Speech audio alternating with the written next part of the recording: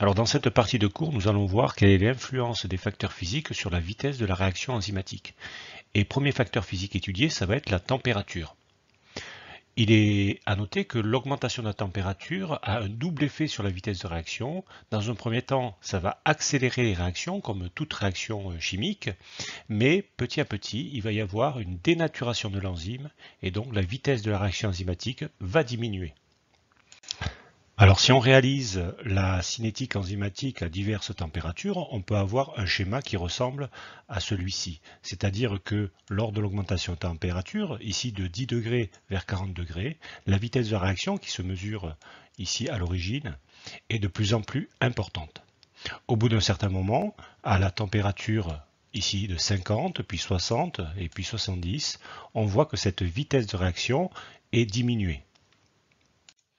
On peut conclure qu'il existe une température optimale où la vitesse initiale de réaction est la plus importante. Ici, dans cet exemple, ça serait 40 degrés.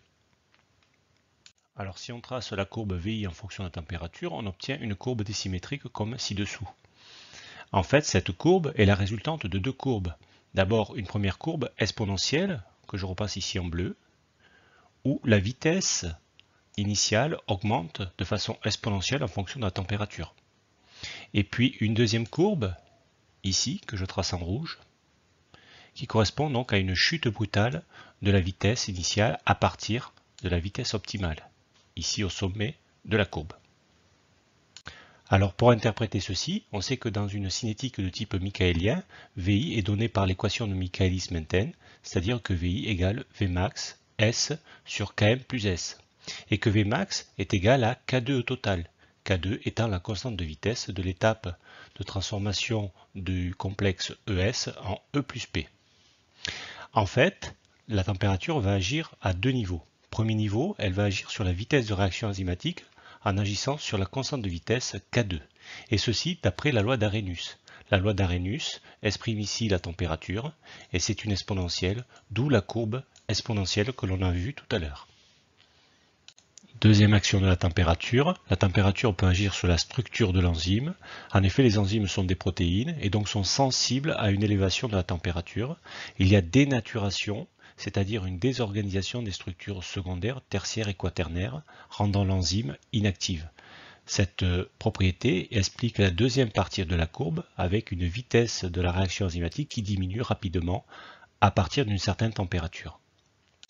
Quelques remarques pour terminer. La dénaturation par la chaleur de l'enzyme peut être réversible ou non. Certaines enzymes sont thermostables, je pense à la Taq polymérase, qui est utilisée en PCR. L'action du froid permet aussi de diminuer, voire d'arrêter le pouvoir catalytique d'une enzyme.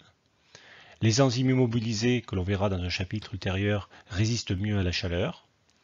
Et les températures optimales sont très variables en fonction des enzymes. Deuxième facteur physique qui peut influencer la vitesse de la réaction enzymatique, c'est le pH.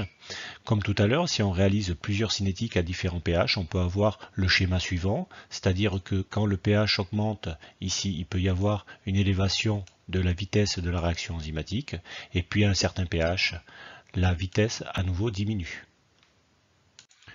Comme pour la température, il va exister donc un pH optimal où la vitesse initiale est la plus importante, c'est-à-dire que c'est le pH où l'enzyme catalyse le plus rapidement la transformation du substrat en produit. Alors cette fois-ci, si on trace la courbe VI en fonction du pH, on obtient une courbe symétrique, c'est-à-dire une courbe qui est croissante sur certains pH, puis symétriquement décroissante pour d'autres pH. Au sommet, on obtient la vitesse initiale la plus grande qui correspond ici au pH optimum de la réaction enzymatique. Comme pour la température, le pH agit à deux niveaux. D'abord sur la structure de l'enzyme. En effet, le pH du milieu change l'état d'ionisation des acides aminés qui constituent les enzymes, et le site actif de l'enzyme peut être alors affecté, ce qui peut défavoriser son association avec le substrat. Deuxième possibilité, le pH peut agir sur la structure du substrat. Là aussi, le substrat peut avoir des états d'ionisation différents, qui fait que la relation enzyme-substrat peut être affectée. Pour terminer, on peut dire que le pH optimum des enzymes est très variable. Certaines agissent à des pH acides, d'autres à des pH basiques, d'autres encore à des pH plutôt neutres.